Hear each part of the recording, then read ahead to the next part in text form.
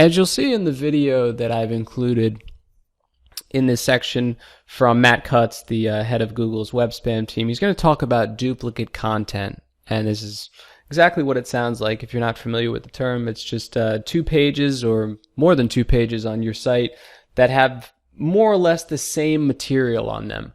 And Google will see that as you trying to cheat the system and trying to improve your ranking by having more than one of the same thing.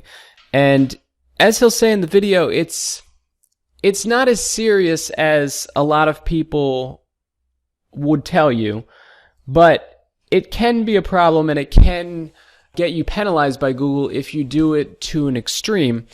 So to avoid any kind of duplicate content issues, what you can do is create something called a canonical tag. For example, if you had a post that you split up into several different pages, so sometimes an article will be extremely long, and once you get to the bottom of the first page, it'll say go to the next page.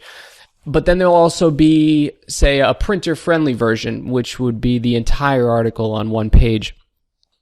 If you don't use the canonical tag for the entire article, Google will sometimes view the individual pages as duplicate content because you also have the printer-friendly version on your website. And it looks like you're trying to put the same article on your site twice. So the canonical tag, and you can also set that up with the Yoast plugin, is going to include that tag for the full original version. If you change the URL of a certain page, you move it to a different place on your site, maybe a different folder, you can use what's called a 301 redirect. And it basically says that if anybody goes to the old page, that they're automatically going to be sent to the new one. And I'm going to show you how to set that up in the video I have here. I want to tell you that you can use a 301 not only for sending people from an old page to a new one, but for example, if you have a 404, somebody tells you have a 404, or you find one on your site, you can redirect people to a different place.